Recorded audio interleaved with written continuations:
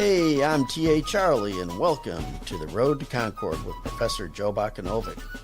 Homeroom is on Rumble. You just go to Rumble and search the channels for The Road to Concord. It's one word. When you find it, you go ahead and you click follow. It might mean you got to set up an account, but it's fast, it's easy, it's free. I did it, you can do it. For those technologically challenged members of the class, you can also catch us on Facebook and YouTube. After the show, it's uploaded to Podbean, iHeartRadio, Spotify, and BitChute. Just look for The Road to Concord. You can go to the blog page, that's theroadtoconcord.com. That's where you'll find all your show notes, study notes, and handouts for the class. The phone is working. If you don't know how to call in, email us and we'll think about it. Finally, you can email a professor at joe@theroadtoconcord.com. He's a little slow, but he'll eventually get around to emailing you back. This show is currently mainly listener-sponsored. If you are interested in advertising your business on the show, please email us. With that said, we ask for your participation on a value-for-value basis. If you find our show of value to you, then you provide an equivalent portion of your labor and treasure through the donate link on the Road to Concord blog page, the show description on Rumble, and in the comments on the other streams. And thank you to all of you who have and will support this show.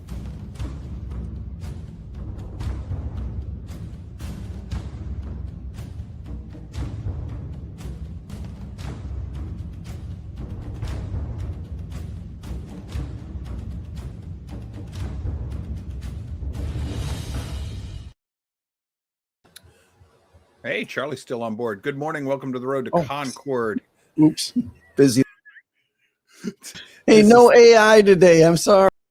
This is Thursday, February 5th, 2026. I am your host, Joe Bakanovic. And yes, we are without Natasha today. She is still on family leave, so to speak. I don't understand how that works with a glitchy AI. I would have thought the AI could be at two places at once, but apparently not. It's almost like she's got a body or something. Anyway, well, must be in a robot or whatever. Anyhow, today we're going to be picking up where we left off in our study on the Bible Amongst the Myths, this old book here. You can find it in the links in the description of the show. We are not doing this as so much as a scripture study as a philosophy study. And we left off, the author, John Oswalt, was discussing the definitions of myth. And he's got them grouped down into two main areas with subsets underneath them. And we ended the show last Thursday with the etymological definition of a myth. And that's basically dealing with the falsity of the myth. The myth is a falsehood, and it comes from the Greek word mythos. And the next section we were going to be reading would be, see, I'll blow all this up here. It'd be right here, the sociological, theological definitions. Now, folks, I know that a lot of this is going to be something that a lot of people don't, they don't want to read. They'll consider this boring. This is my wheelhouse when we discuss how we define something. The philosopher in me, and yeah, I have a philosophy degree for those of you who don't already know. The philosopher in me loves this type of conversation, and this book was so impactful on my thinking the second time I read it. That's why I had to share it with you, because I realized that it has the key to understanding wokeness, paganism, progressivism, secular humanism. It's the key to understanding all of this stuff. And it helps us explain the psychology of those people who see the world in this way. And that's why I'm bringing this book to you. So we will pick up here with the sociological, theological definitions. Oswalt says, this then leads us to a second group of historical philosophical definitions. We may call them the sociological, theological definitions. Here, the ruling idea is diametrically opposed to that we just discussed, where the myth is a falsity. He says, in these definitions, myth is not something false, but something profoundly true. This idea stems from the sociological approach that does not ask whether an idea is true, but only whether the proponents of that idea considered it to be true. So the sociologist notes that the myth maker tells their stories to convey what is to them some truth about the world. In other words, it doesn't matter whether or not you think it's true. Do the people telling the story think it's true? I'm fuzzy this morning, huh? Well, Mr. Spikes must have been having too much coffee. He says he fixed me. He had to change his settings. He had to Brogan maintenance, recalibrate by whacking himself in the head. Okay, so back to stay on target, Joe. Mr. Oswald said, assumed here in this possible definition, assumed here, of course, is the relativity of truth. If a people thinks something is true, then it is true, at least for them. Now, this is one of the things I was just talking about. If, I'm sorry, I'm reading the comments. I've got to quit doing that. If we have a mindset that it doesn't matter the story we tell is true, all that matters is that we believe it's true, then it becomes truth for us. Well, if you read Karl Marx, doesn't matter if the things Karl Marx espouses are true or possible, that they possibly can be true. As long as you assume they can be true, then it's true for you. And this is the problem with all secular humanists and libertarians. I'm sorry, libertarians, but you're essentially a chaos agent. You're your own God. Well, so are the socialists. They're their own gods. And they dream up mythologies in their head of how the world ought to be, and they're going to make it that way just by force of will. It doesn't work. But in their minds, it's truth, and you cannot reason with them to the contrary, because that is not how they see the world. If their story in their head is truth, yours must be a lie, and they'll cling to it, and they'll protect the lie, because if they admit to the lie, you destroy their whole worldview, and that is scary for the average person. I've known very few people who are willing to lose their entire worldview and then have to rebuild it again. I happen to be one of those that it doesn't bother me. As long as I see that what I thought I believed was falsehood, I will throw the whole thing in the trash and start all over again and rebuild it from ground zero after what I now believe to be closer to the truth, because ultimately truth is what I'm seeking. These people think they're seeking truth. The people with this type of mentality and worldview, and it's a mythological worldview. It's a form of myth. But this is where that's true for you, but not for me. That's where this comes from. That's where this thinking comes from. So Oswald continues. An example of such a definition is the literary form, which tells about other worldly things in this worldly concepts. That's what we were talking about, the allegory of the Wizard of Oz. It tells of otherworldly things, the transcendent laws of economics, and how sound stability, the stable finances and financial systems work. And if you think that's got nothing to do with a transcendent worldview, you haven't read your Bible very closely. The Bible talks about things like the 7-year cycle and the 49-year cycle, the Shemitah. These are part of the Sabbath cycles. They are connected to economics. So, yeah, and if you've ever read Jonathan Cahn's book, The Shemitah, what you used to think, what economics think of as the 7-year boom and bust cycle of depressions that happened before the progressive era. This is very important, man. This is why this book is going to be hard to get through. It's just a springboard, like I told you, for everything. Before the progressives, one of the things the progressives were seeking, they call it, back in the 1910s, 1920s, it was the quest for order. They're trying to bring order to the world. One of the things that bothered them was the cycle of depressions, economic collapses, recessions, and everything. It still happens today. They just hide it. But they were trying to find a way to level those out so they weren't so severe. They happen on average every 7 years. And when you read Jonathan Cahn's book, The Shemitah, you're going to see he traces that back for 100 and something years. There's a 7-year cycle, roughly a 7-year cycle. Well, that's connected to the biblical Shemitah, 7-year rest. This is where you get the idea for your bankruptcy laws. You can erase your debts every 7 years. I mean, it's all tied to this transcendent meaning it's a universal law that applies to this entire creation. It's economics. It's a transcendent law. So when that author wrote The Wizard of Oz, it's an allegory. It's a myth of a sort, talking about the gold and silver standard and how economics works and what happens when you break from that universal transcendent law of economics. So the progressives come in, they mess with it, and that's now why you have these boom and bust bubbles. But the only reason, you still have the recessions, you still have the depressions. They just don't call them that anymore. And they paper them over by printing money, which guarantees the next cycle. So that's what we're talking about here. So Oswald says this means that the validity of this worldly concepts, the vehicle being used, is of no significance. Whether those terms bear any relation to this worldly reality is not a matter of discussion. Thus, such a definition equates the Bible's use of historical narrative with Babylon's use of nature cycles. Both are merely vehicles that are used to convey each culture's perception of reality. Both views are myths, and each perception has as much right to be accepted and believed as the other. Well, he's not saying the Bible's a myth. He's saying from this perspective it would be, if the Bible fit this definition. He continues, another such definition is the central theory of any religion which its adherents regard as true. Henry Frankfurt is using such a concept when he says that the Israelites have substituted the myth of the will of God for the myth of natural recurrence.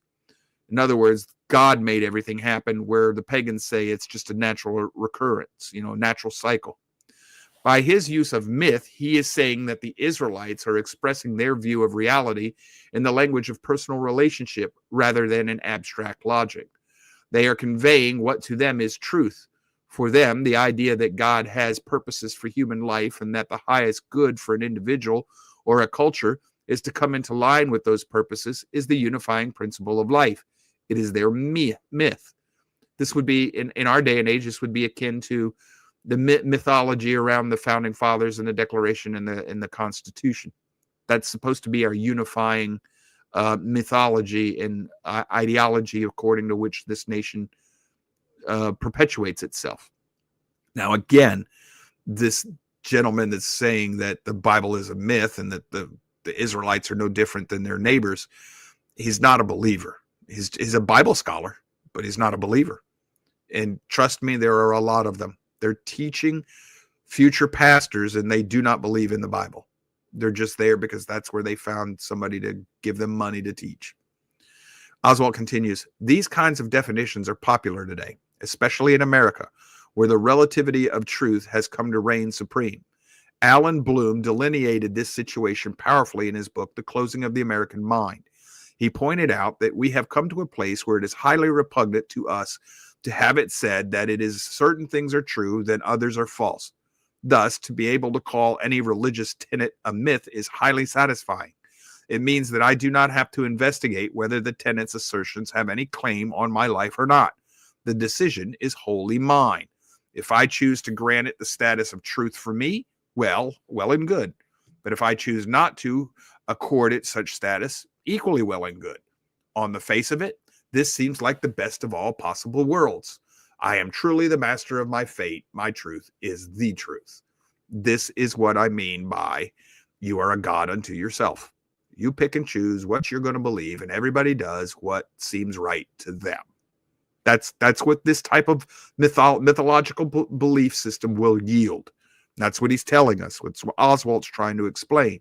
If you're one of these people who believes that your story is just that, it's just a story to teach a myth, teach it's truth, but it's an unseen truth.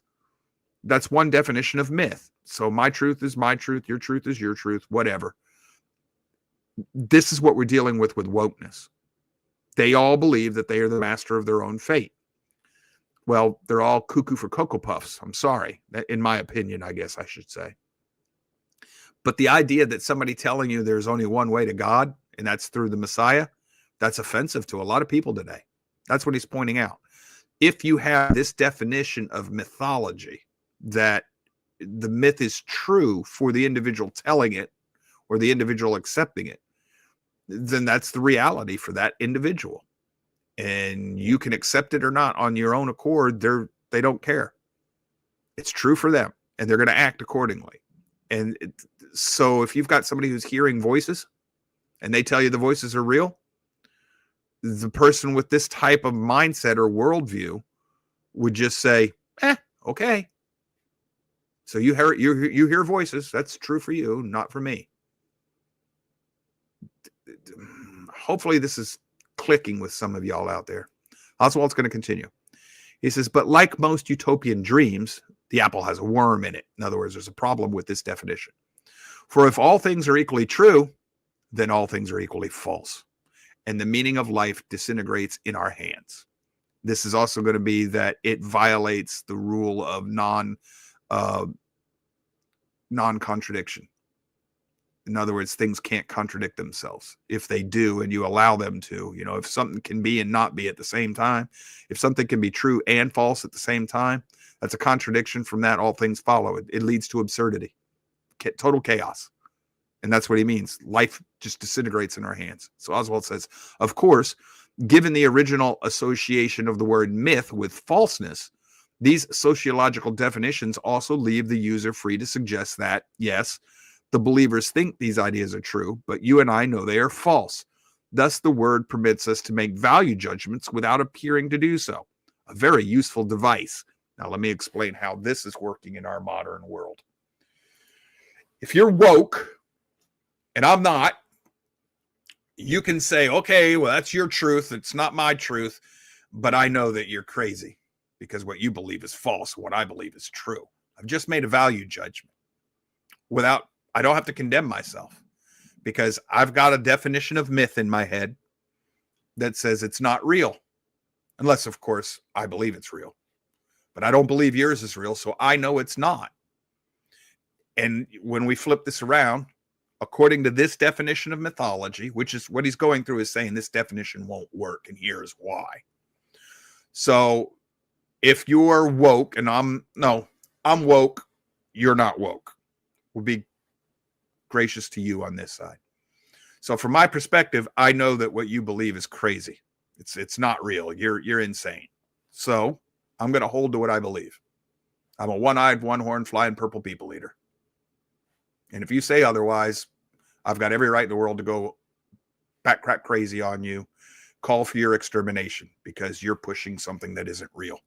You're trying to destroy the truth that I know is true. The problem is, and this is the part where you've got a transcendent worldview, which means I'm the crazy one. You know this. I don't. You can understand where I'm coming from. You know that I'm crazy. It's because I have this idea of what truth is and isn't, and it's not objective. It's subjective. It's based on this mythology type idea, this way I look at the world. I'm nuts. You know that you're not, because you got a transcendent capital T truth. I, as the woke person, will never see that. I can't see it. Because in order to admit that you might possibly be right and I could be wrong, I have to throw away everything I have ever believed. And in a sense, I have to throw away self. You're never going to get somebody to do that. It's against human nature. They will not do that. It is a very rare person who is willing to throw away everything they've ever believed and rebuild all over again. That you're talking about unicorns, something that can't and shouldn't exist, but yet still does. Joe, did you just say unicorns exist? In the mythological sense, yeah, they exist in our mind. Hopefully this is making sense to you. Oswald's going to continue. He says, thus we are faced again, looking at the time, with a kind of definition that is impossibly broad. So he's saying, okay, so this definition of myth is not going to work. Suppose some religious structures do accord with reality while others do not. Shall we call both myth because the adherents of both consider them true? What about concord with fact? In ordinary life, there is one sure way to evaluate any idea or conviction. Does it agree with the facts? I may believe with all my heart that I am Napoleon, but if the facts do not support me, then I am not Napoleon. But especially in the theological world, religious world, fact is a persona non grata. The world of values and the world of facts are held to be mutually exclusive, a view that extends at least as far back as Immanuel Kant. Fact has to do with the senses, with things that can be weighed and measured and proven. Who can weigh love? Who can measure integrity? Who can prove faith? This right here is a fallacy. And I don't mean by Oswald, the guy who wrote this book, Immanuel Kant. That's a fallacy. What Kant said is, facts can't exist unless I can weigh them and measure them. So if I can't weigh and measure them, they're not facts. Really? You want to bet? He just said, who can weigh love? He just admitted love exists. He did. So who can measure integrity? He just admitted integrity exists. It's a fact. It does exist. Now it comes down to how you define it. So you measure it according to a set of, like, an inch. An inch. How do you know? Oh, better yet, we're talking about the Bible, a cubit. A cubit is real. Cubit exists. How can I measure a cubit? Well, with a ruler, Joe. Oh, really? Are we talking about the common cubit or the royal cubit? Because they're not the same. Are we talking about an Egyptian cubit or a Hebrew cubit? Or the temple cubit. Well, that's what I meant by the royal cubit, yeah. Or the temple cubit. They're different measurements. So the only way you know what you're dealing with is if you have the ruler. Well, the ruler defines how long it is. So if I have a ruler that says this is an inch, well, now that's an inch. But it isn't an inch. I don't know how to put this. I don't know how to make this point. Charlie, pop on here and help me see if you can help me get this. What I'm trying to explain to you right now in the audience, and this is important. This is important for you to understand what's going on in the world. There are certain things they'll say that unless, like Immanuel Kant, if I can't measure it, weigh it, and whatever, put my hands on it, it's not real, and therefore that's nonsense. I explained this last week, nonsense. And we'll say that if it's nonsense, that's the realm of the make-believe, that's spiritual, and it's not real. This is the separation between worldly and spiritual, between material and transcendent thinking. But you can measure things that are, Charlie, how do I measure electrical current? Well, we use what's called an amp meter, and we can, from that, it shows us the flow of electricity. We think it's electrons. But now let me guide you a little bit. And we have a device that measures it, but how do you know that flow is what you say it is? Is it because did you use the unit of measurement because that's what you discovered, or did you define the unit of measurement and then apply it to the flow? We defined the unit of measure and then applied it. I mean, you're talking about Ohm's law right now. Yes. Is what yes. And that law was established based on the observations of electricity using these different scales and such. So what he discovered was a relationship. Right. Okay. And then he mathematically explained it in terms we now call volts and ohms and stuff like this. Right. But you see, that's the thing, folks. He defined the unit of measurement. Yeah, Voltaire. And then he that's applied where we get volts from. Yes, and then he applied it to a non-observed phenomenon, because you can't see electricity flow. Yeah, it's like gravity. You can't see it, but you can measure, like you drop an object, you can measure how fast it falls and things like that. So you can observe things about it and measure those things that you can see that are relative to what the effect is of that. But so now when Immanuel Kant said that integrity is nonsense because you can't measure it, if I define what is and isn't integrity, the moral and virtuous person, if I define what that is, I can now measure it, can't I, Charlie? Yes. So Kant was wrong. The great Immanuel Kant just got proven wrong by the stupid, lowly old Joe. Right. And I mean proven. Slam dunk, proven. And how did I prove he was wrong? By definition. Yes. Which means he's got no way out of this trap. He's screwed. Why did Kant define it that way? Well, as soon as he says that if I put a measurement on how to measure the hand of providence in human affairs, I might actually discover that he exists. Yes. And the minute I discover he exists, I have to confess I'm no longer God, and my desire to rule the world has to be thrown away or I'll be punished. Right. And he refuses to do that because that requires him to throw away his worldview and bend his knee and realize he's not God. So what does he do? Rather than accept and deal with capital T truth, he throws that away as a possibility and then says, okay, now we're going to do science my way. It's no longer science. It's no longer logic. So he is a philosopher whose entire body of work is based on a fallacious assumption. What does that like climate change? Yes. So if I yank your primary postulates out from underneath your entire philosophical worldview, what does that do to your arguments? Yeah. Crash. I mean, that's like the evolution. You can look at the evolution of climate change and see that same thing going on, because it started global out cooling. It's global warming. Well, first global cooling. That's right. Because when you and I were in school, we were supposed to be in an ice age. It was supposed to be an ice age. That's right. You're right. Yep. It was supposed to be an ice age. Then it turned into global warming, and now they call it climate change because they're floundering because the evidence is not supporting their thesis. So they're floundering around trying to make it fit into their box. Exactly. Kind of like we do with Yahweh and gods and things. We try to put them into a box to explain them. Yeah. So I'm hoping that made sense to you, because this is a very important key.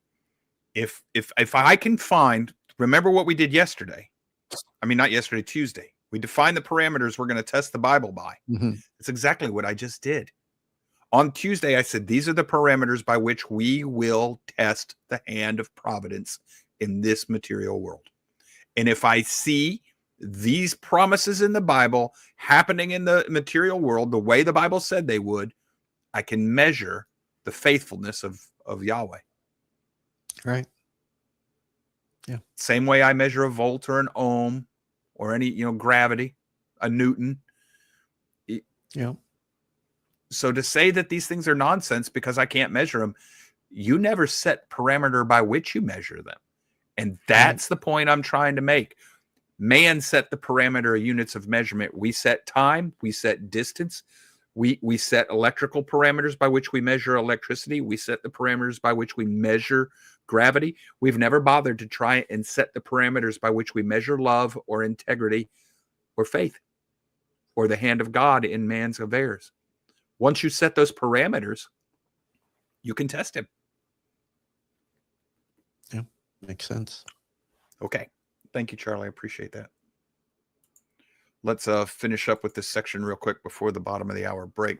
It says, finally, Oswald says, but surely this is a false distinction. If I have, in fact, been unfaithful to my wife, she has every right to question my protestations of love.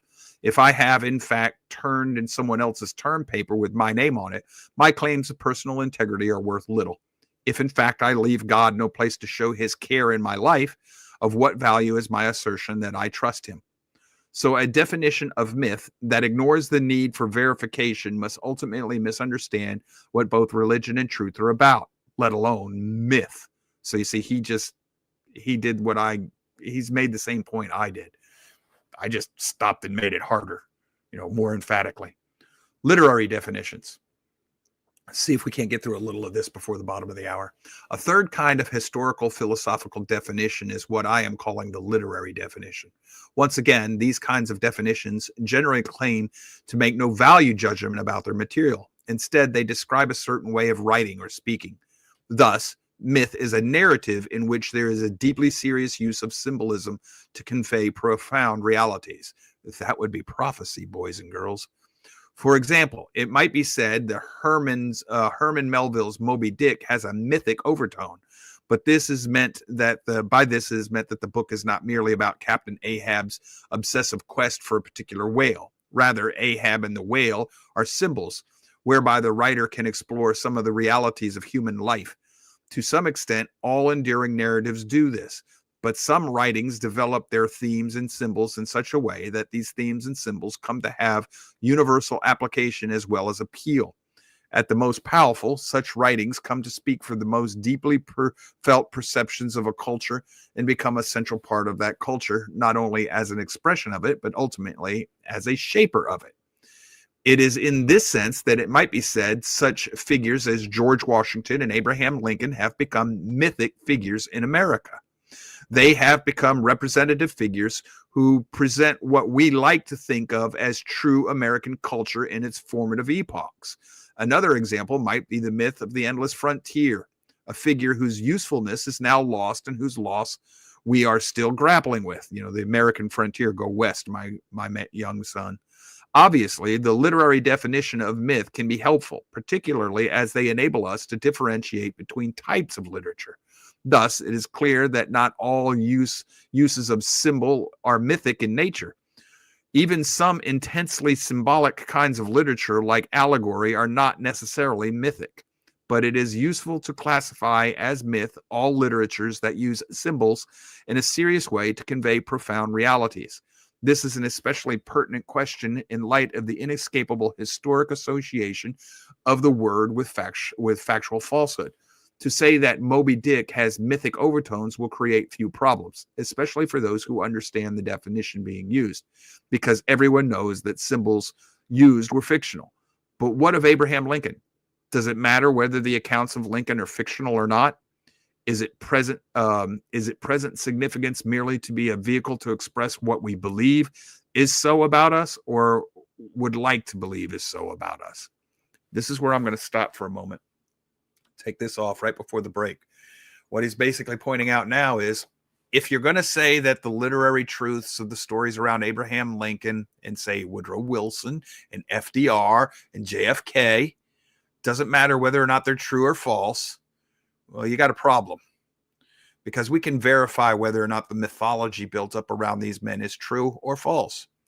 And if they present an image of a virtuous person who gives the moral character of America, and then when you research them, you find out that they did the exact opposite of what the mythology teaches, now we've got a problem. And that's going to be part of what Oswald's going to point out later, which means we can't use this definition of myth either. Remember what's going on here in greater terms. Oswald is seeking the definition of myth by which we will then apply to evaluate the Bible. Just like a definition of what an inch is, then we can apply that to measure distance.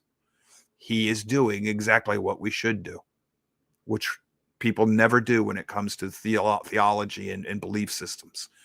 He's setting out parameters, and he's arguing for a specific definition of mythology, which he will get to in due time. Let's take a bottom of the hour break. We'll be back in 3 minutes. We'll see you then.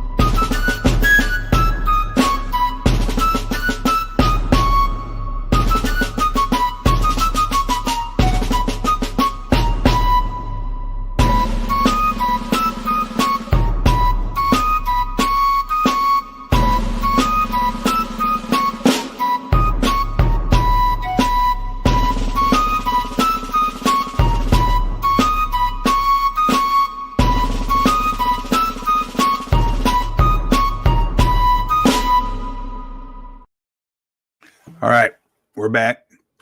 Got something here real quick. Deltaros 1 said on the board, he said, don't you know that we boiled love down to a chemical reaction?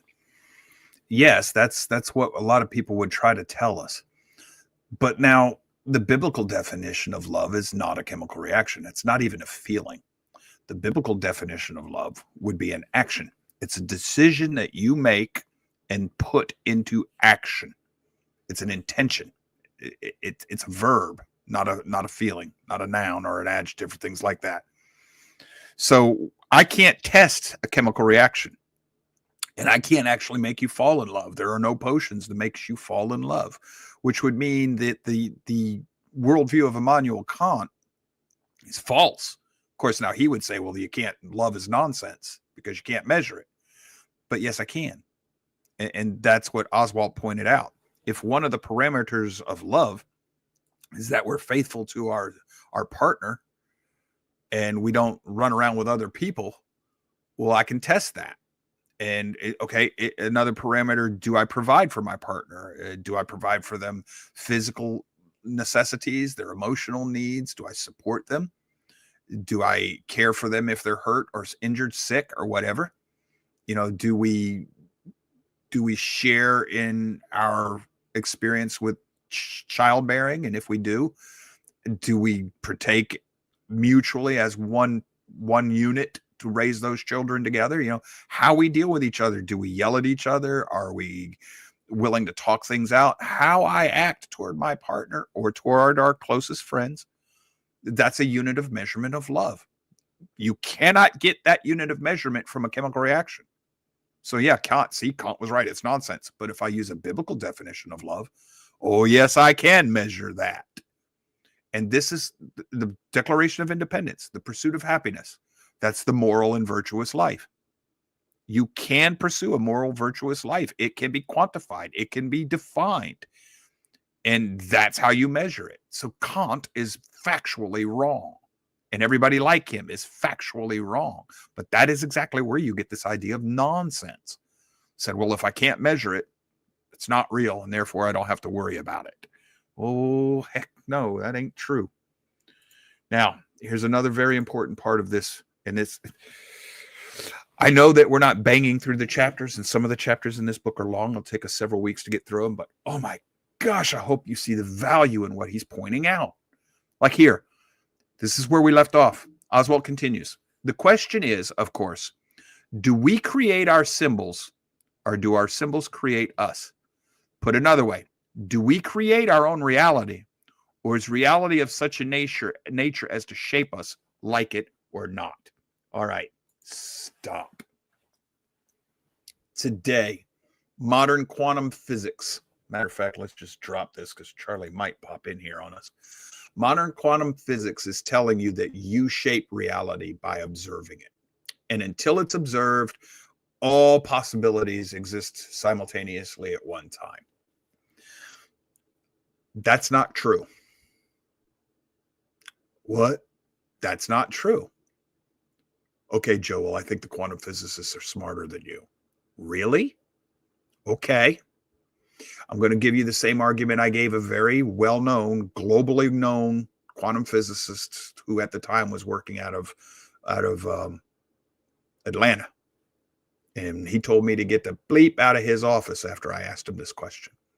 So the little study where you pass the photon through the little slit, and if you observe it, it's either on the left or the right.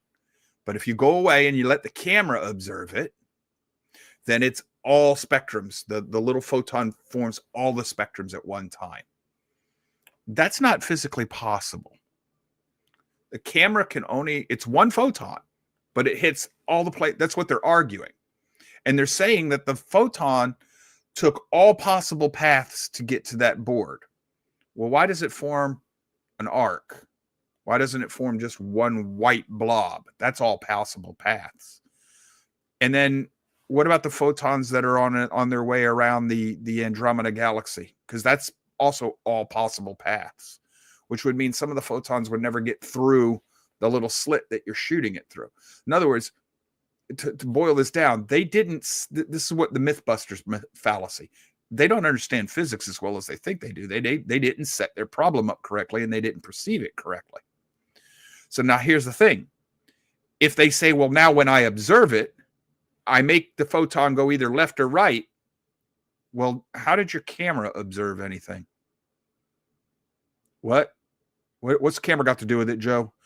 Well, if the camera says that the photon is making a fan shape, and it's human perception that makes it either left or right, then how does your perception of what the camera picture took, aren't you changing it there as well? I know this is confusing for most people, but what we're really getting down to is there is an objective reality. Your observation does not make it so. And it's real easy for me to prove this to you. Does Mount Rushmore exist? Yes. Have you ever been there? I haven't. So I guess it doesn't exist because I've never been there. And if I do go there, I'm going to see Curly, Larry, Manny, and Mo on the mountain instead of 4 presidents, because that's what I'm going to perceive. No, Joe, you're going to see the 4 presidents that are on the mountain: Washington, Jefferson, Teddy, and whatever. Oh yeah, really? You sure? Yeah, Joe. Well, how do I know? Well, the camera shows it to you. So just like the photon, the camera. Well, if this was not an objective reality that exists the same way for all human beings, why do you and I and the camera all see the same thing on Mount Rushmore, but not in the photon experiment? See, that's what our quantum physicists who do not believe in objective reality fail to do. They don't stop and understand how they're setting up their experiment and exactly what it is they're trying to measure. Now, they'll tell me I'm wrong because I don't understand the problem. Oh, no. It's exactly the opposite. I did fairly well in my physics 1 classes, University Physics 1, where you learn how to set up the problem. It was University Physics 2 with EMAG that bent my poor brain. But I know how to set up these problems. I also know the philosophy behind it. They're not understanding the nature of reality. Therefore, they can't set the problem up properly. This is also going to be represented in the progressives' focus on language. They think that the word can control the concept. And this is why I tell you, no. I don't care whether you call it feline, cat, gato, whatever, pussycat, a little kitty. I don't care what you call it. It's still cat. It still has the essence of the genome feline. Whether it's a tiger or whether it's a miniature teacup kitten, calico kitten or whatever, it doesn't matter. It's got the essence of a cat. It doesn't matter what you call it. The progressive doesn't see that because they have a different mindset, a different worldview. They have what's going to be called, what Oswald's going to eventually define as a continuous worldview. It's a philosophical term. So they can't see this. They think that your language can actually manipulate you. And that is straight out of Orwell's 1984. The book, where they think language can manipulate you and can control what you think. And here's the problem. They're not entirely wrong. They're not controlling reality with language. They're controlling lazy minds. Yes. And that's why they always have to eliminate that 10% of the population that does not fall for their lies. The ones who can see through the lie and see the truth. Well, if these assertions that symbols create reality were true, if the quantum physicists were correct, the tyrants would never have to kill those 10% because they could convince that 10% that they were seeing 5 lights, not 4. Star Trek and 1984. How many lights do you see? He shows you 4 lights. You say 4. He goes, no, it's 5. And then they punish you until you finally say 5, which is a lie. But eventually, most people will come to see 5. And some will literally see 5 lights so that they can avoid pain. But that 10%, doesn't matter what you do. You can kill them, and they'll still tell you there are only 4 lights, no matter what you do, because they will not lie to the truth. And this is the problem, that some of the folks who see this objective truth, the truly evil in the world, they know there's only 4 lights. They don't care. It's not what they're after. They're after your submission and your control. So they play with your language to try and convince you. They gaslight you and all these other things. Most of them, the ones at the higher levels that are controlling all this, know what they're doing. But their average minions, the average elected politician, the average reporter, the average comedian, the average actor, actress, they don't understand. They actually believe, the average woke idiot out there going after ICE, they believe the lie. They've fallen for the lie, and they can't see past it because they do not see the transcendent capital T truth. And if you try to help them out of their delusion, and it is a delusion from the transcendent perspective, it's a delusion. If you try to help them out of it, they will resist you because you're trying to destroy their comfort zone. What they think they know is real. It's like trying to convert somebody away from their religion. Have you ever noticed that the people who cling to the truth are easier to seduce away from the truth than the people who believe lies?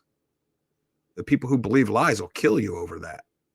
The people who believe the truth, well, that's the problem that the Israelites had in the Bible, is they kept going after false gods. Even after face to face with the one true creator and seeing his miracles work, they'll go after the lie. That's just part of human nature. All right, let's get back to where we were reading.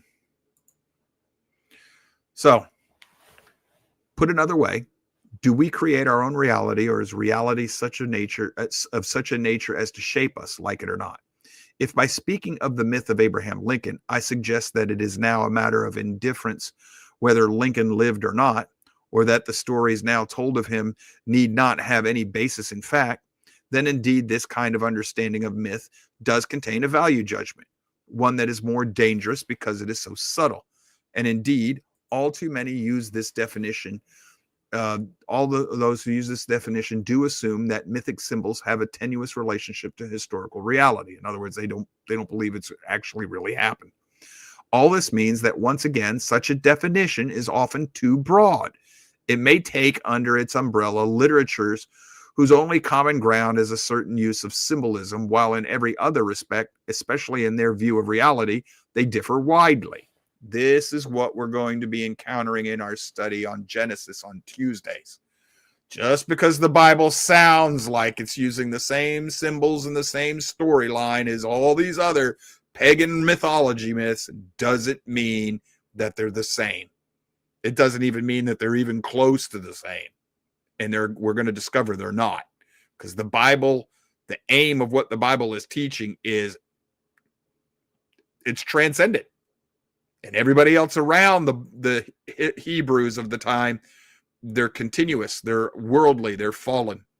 And the Hebrews are going to take the same storylines, mythology or whatever, and teach an entirely different thing, an entirely different God, an entirely different reality.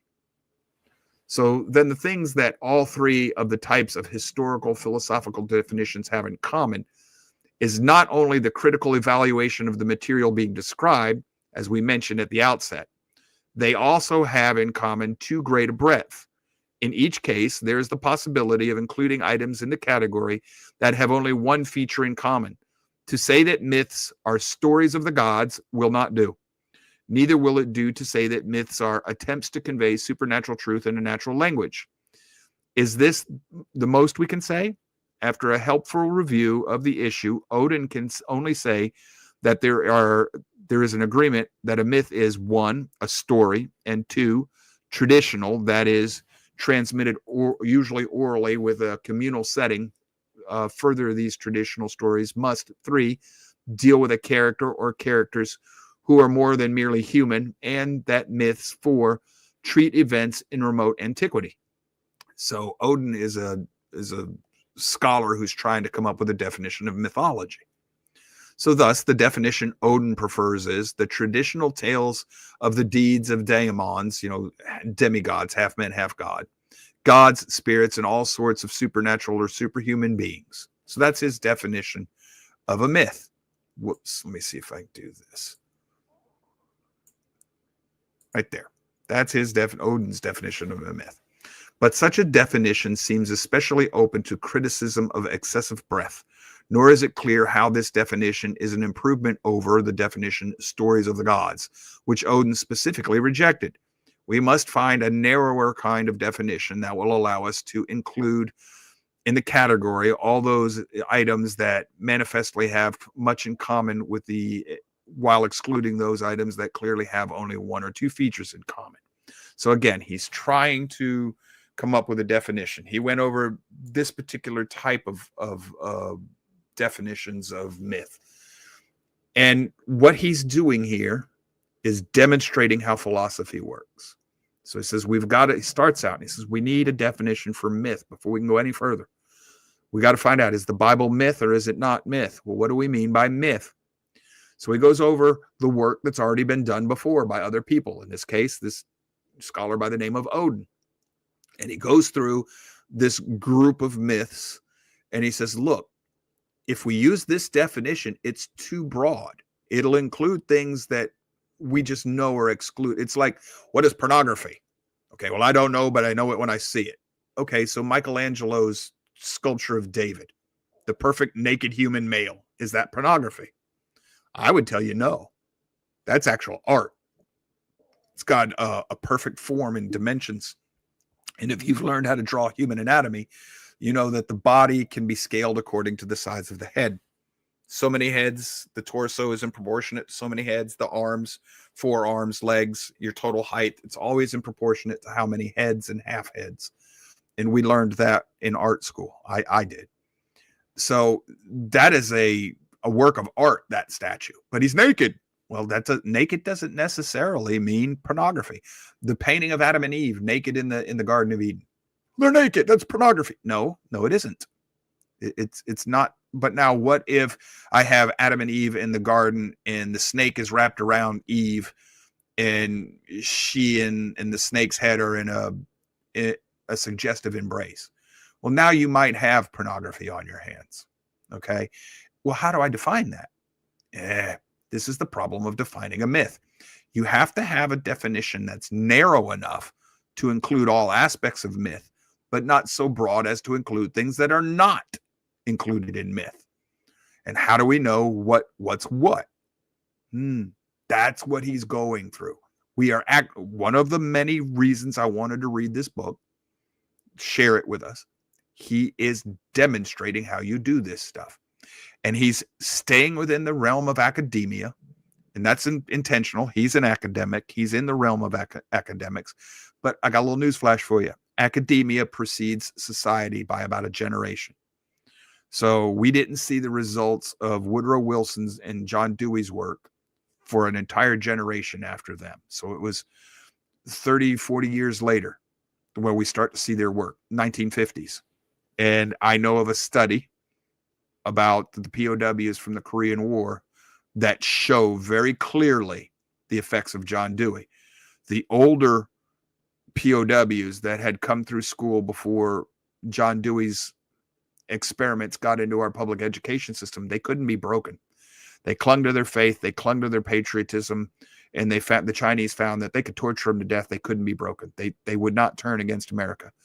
But the younger ones who had come up under John Dewey's new experimental areas, they found that they were easy to break and turn against America. They held no allegiance.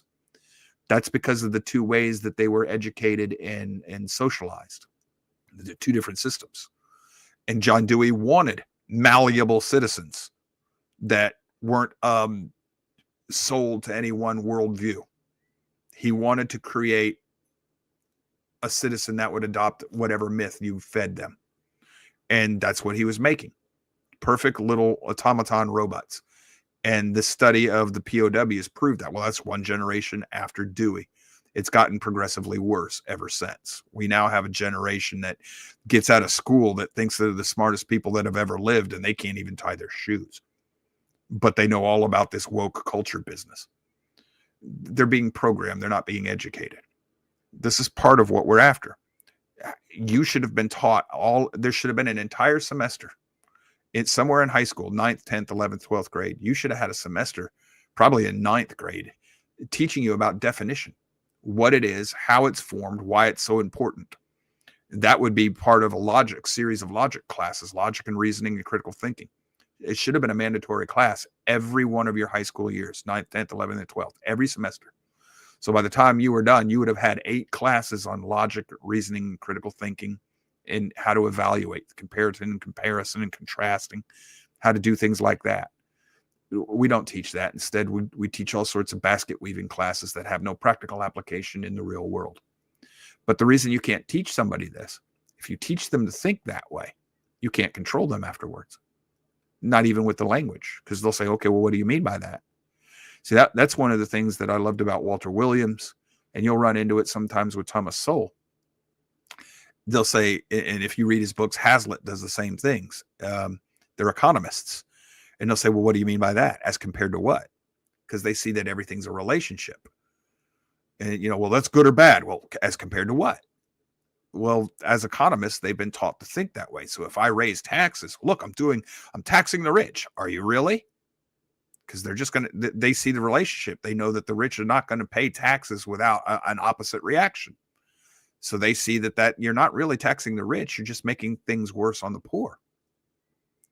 So this is why a good economist sees and understands these things. Bad economists like Keynes, they think that they can control everything just through language or through manipulative policy decisions without ever looking at what it affects. It's to break my windows. If I break, Hillary Clinton, if I break the windows, I increase the economy. No, you don't. No, you don't. You think you do. Well, yeah, because now there's got to be more glass made and somebody's got to clean up the window, and et cetera, et cetera. Well, what if you put the merchant out of business because he couldn't afford to replace all his windows? Because a lot of small businesses are on a razor-thin margin. So now you put him out of business, and now the employees are unemployed, and all the people who made the products the merchant sold are unemployed. So the breaking my windows theory, that's for children. So what Oswald is doing for us here is, before we can talk about whether or not the Bible is a myth, what do we mean by myth? And he's doing, and we're reading the book to explain, he's doing philosophy right here in this book. It says, here's one school of thought. This is how this guy Odin defines myth. So he goes through every one of them and he properly explains the definition. And then after giving you a faithful definition of how Odin's looking at this, and people in that school, he then turns around and says, but here's the problem with that definition. So he faithfully explains it. Like me, I could actually faithfully dictate Marx if I want to.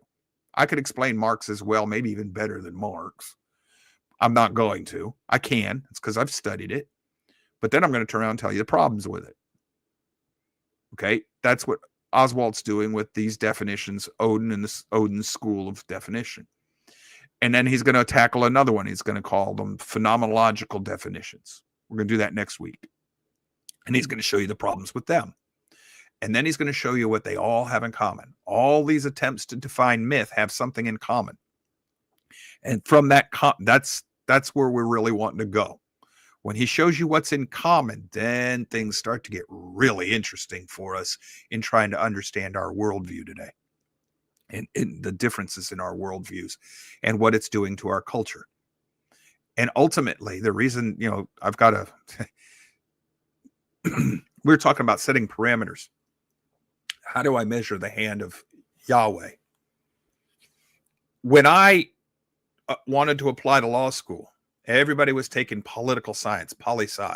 That's a basket weaving class, folks. It's just here, hand me a whole bunch of money for 4 years so I can give you a degree that lets you go to law school. It's a useless degree. I took a few poli-sci classes as part of my useless. Just, it's part of the problem with why our education majors. If you're a teacher, you're not going to like me. Too bad. I saw what you took in school back in the early 90s at any rate. I saw what the teachers then were taking, and I know it hasn't gotten any better. And y'all weren't learning jack. You weren't learning how to educate. You were being programmed. I'm sorry. It's just the truth. Journalists majors a sell. So I want to go to law school. I'm not going to take poli-sci because I cared about my education. So okay, I'm going to take philosophy, focus on the philosophy of law, and I'm going to take sociology so that I can see how the law affects society. And I learned. I studied with those ideas in mind. And now I'm seeing, I never got a job using either one of them. But today I see that Yahweh's hand had me doing that in my late 20s, after I had gone into the world, learned how the world worked, I went back to school later in life. I got most of my engineering degree right out of high school. Then I took a few years in the military, came back and finished my degree later in life, 26, 27, 28. And I wasn't as susceptible to the programming then. So I actually learned, and I did battle with my professors. And now I understand philosophy, logic, the law, the theory of the law. I understand sociology, how societies are affected by things. And I'm using that to convey everything I've learned to you in a way that you can hopefully, through time, understand and assimilate and put into use in your own mind to help you see and understand the world in a different way, in a way that's going to make more sense to you, more meaning. You're going to see the hidden hand underneath it. Well, me studying those classes, I see now that was Yahweh working upstream, way before it was needed. If you put the parameters like that in your life and you start looking for them, you see them. You say, well, Joe, you just set the parameters so that you would see it. No, it doesn't always work that way. I could put the parameters in and never see them. Okay, well, I'm looking for Yahweh to show me in my education where I was going to learn. If you went to poli-sci, he didn't do anything for you. He didn't. That wasn't helping you any. Well, I became president of the United States. Still didn't help you. Poli-sci didn't help you at all. You got there through other means. I guarantee it. So definitions. I stress them all the time. This is what Oswald's doing. This first, chapter 2 is long. Probably going to be another 2 weeks in it. Some of the other chapters are shorter. We'll bang through them in 1 hour. You stay with me, you stay with me. You don't, you don't. I can just tell you this. What we're doing right here with Oswald's book, The Bible Amongst the Myths, this is valuable to those who want to learn how to think. This is valuable to those who want to learn how philosophy works. This is valuable to those who want to do reasoning and critical thinking and evaluation. And for those who want to do apologetics, oh my gosh, is this valuable. It's also going to teach you psychology and psychiatry. It's going to explain the different worldviews right now. It's going to explain why the world's in chaos right now. It's going to explain so many things in a worldly way, in a scientific, psychiatric, psychological manner, in a philosophical manner, not biblical. He's not teaching theology. He is, but he isn't. That's why I'm in it. For those of you who stay with me, you get all the way through this series of classes, you'll never look at the world the same way again. Am I overselling that, Charlie? I don't think so. It's making a difference in my life. So, anything you want to add, sir? No, just pay attention and stick with us, and it gets better. Oh, it does. It does. I know this is dry for most people, but for me, this is good eating. This is where I live. Understanding definitions. All right, let's wrap this one up. We will pick back up where we left off today. It'll be with, let me see real quick, phenomenological definitions. So if you have a copy of the book, I think we're going to be on page 40, or at least in my copy. If you have a copy and you're following along, this will help you a lot as well. I know it's small pages, small sections, and whatever. There's other times as we get going, we'll take bigger chunks of this because there's not as much to say. But until then, tomorrow we start Judah's Scepter and Joseph's Birthright. Oh boy, is that going to be good. I'm looking forward to that one. Hopefully, I know it's another book study. This one is biblically based. You're going to want to study with your Bible right there on the table with you. If I'm not mistaken, Alan uses the King James Bible. I could be wrong, but it won't matter. So we'll get to it, and we'll continue with everything tomorrow. Until then, if you like what we're doing, share the show. This one I know is not going to be very popular, but is this some of the best work I've ever done right here? I know it is, at least in my mind. So we'll see you tomorrow. If not, see you Monday. Y'all take care, stay safe, and we love you. Bye-bye.